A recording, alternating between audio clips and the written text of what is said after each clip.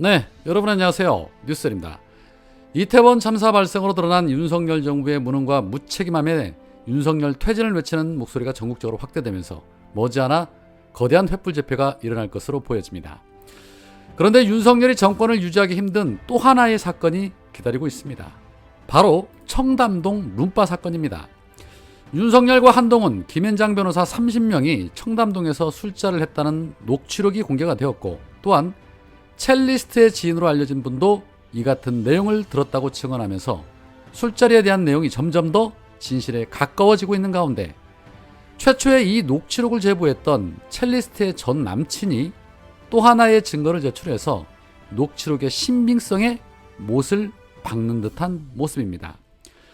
오마이뉴스 보도에 따르면 제보자는 지난 7월 19일과 20일에 있었던 이 술자리에서 참석한 인사에 녹음된 목소리가 있다는 주장을 했고, 당시 참석했다는 이세창 한국자유총연맹 전 부총재의 명함을 동시에 공개를 했습니다. 지금 보고 계시는 저 명함에는 국가미래전략연구원 상임대표 이세창이라고 버젓이 나와 있습니다. 그러면서 제보자는 트위터를 통해서 전 여친의 안전을 위해서 제가 여론에 어디까지 공개했다고 생각하시는 것이냐, 이 무서운 시대에 부디 평범한 시민의 질문에 대통령의 답변을 정중히 부탁드린다 라면서 아래 5개의 질문을 던졌는데, 첫째, 술 드신 장소를 특정하면 인정하시겠습니까? 둘째, 그날 그 시각에 경찰 경호라인 범위가 그 가게 간판 없음 갤러리아에서 정확히 1.4km가 확인되면 인정하시겠습니까? 셋째, 그 자리에 있었던 사람들의 명함을 제가 가지고 있으면 인정하시겠습니까? 넷째, 술자리에서 대통령님의 녹취된 목소리가 있으면 인정하시겠습니까? 다섯째, 그 자리 동영상이나 밖에 세워놓은 주민들의 블랙박스에서 대통령이 가게에 들어가는 동영상이 있으면 인정하시겠습니까? 라고 윤석열에게 질문을 던졌습니다. 이 질문 실로 충격적입니다. 그렇다면 제보자는 명함 외에도 술자리 목소리와 동영상까지 가지고 있다는 소리가 되는 것이기 때문에 이 사건의 파장은 더욱더 커질 수밖에 없고, 증거가 세상에 드러나게 되면 진실 여부에 따라 윤석열의 탄핵 가능성도 충분히 검토될 수 있다고 보여집니다. 자, 제보자는 이어서 제가 5가지 중 몇 번까지 공개를 해야 이 사건을 끝내고 국정에만 몰두하는 성공한 대통령이 되겠느냐, 감히 윤석열 정부의 성공을 간절히 기원하며 존경하는 윤석열 대통령의 답변을 기다리겠다라고 글을 마무리했습니다. 자, 이 정도면 윤석열과의 정면 승부를 걸은 것이다 라고 봐야 합니다. 정말 용기가 대단합니다. 멋지십니다.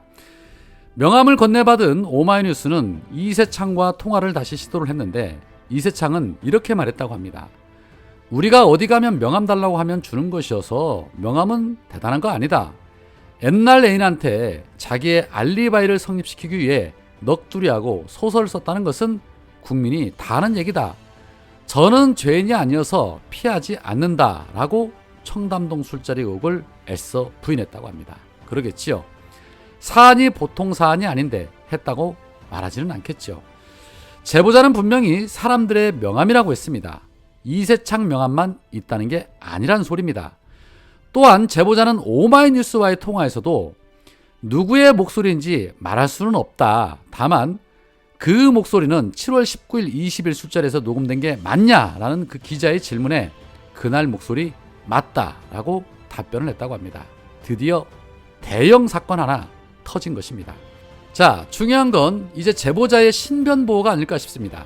현재 제보자는 국민권익위에 신변 보호 요청을 한 것으로 알려져 있는데, 단단한 보호가 필요해 보입니다. 이 정도면 참된 언론이라면 정말 막 달려들어서 그 진실 여부를 파헤쳐야 할 텐데, 대한민국 기레기들은 또 보나마나 윤석열과 한동훈, 국임당의 입장만 받아서 퍼나르게 하며 또 거짓 프레임을 만들려고 할 것입니다.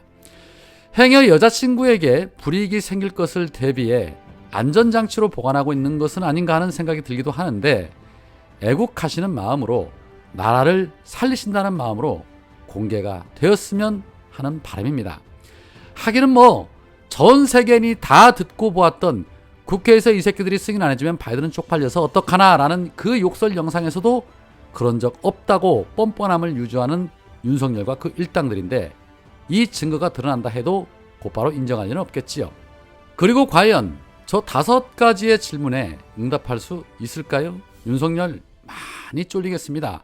그리고 한동훈도 직을 걸겠다며 길길이 날뛰고 난리를 피웠는데, 이쯤 되면 한동훈도 머리도 좀 아프고 서서히 쫄리겠습니다. 재미있는 시즌이 온 듯합니다. 자, 어제까지 윤석열이 지정해놓은 국가 애도 기간이 끝났습니다. 국가 애도 기간이 끝났지만 시민들의 애도는 계속해서 이어질 것입니다.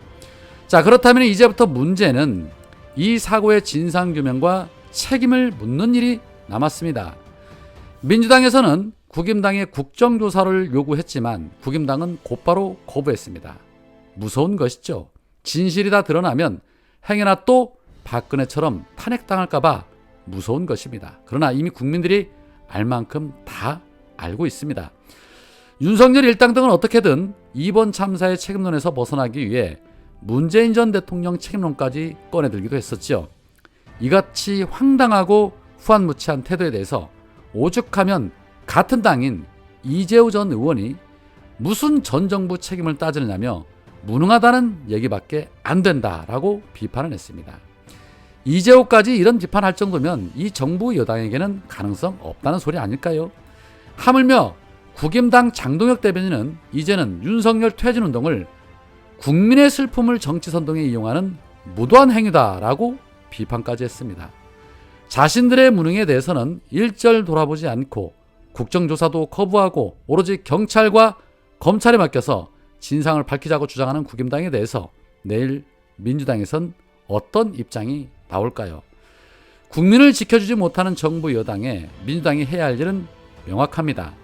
국민의 뜻을 받들어 할 수 있는 모든 권한을 총동원해서 그 명령에 따라야 한다는 것입니다. 국가 애도 기간이 끝난 만큼 지금부터는 국민의 안전과 생명을 지키기 위해서 강한 민주당이 앞장서서 잘 싸워 주셔야 한다는 것입니다. 김건희 특검 강하게 밀어붙이고 이태원 참사 국정조사 밀어붙이고 이상민, 한동훈 탄핵도 좀 밀어붙이고 행동으로 보여주셔야 합니다.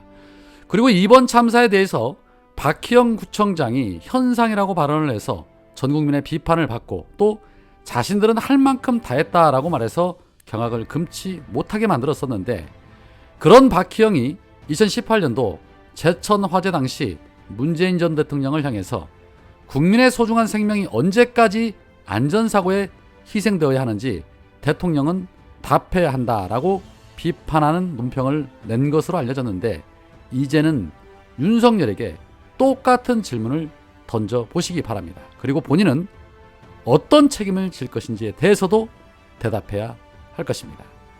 오늘은 여기까지입니다. 고맙습니다.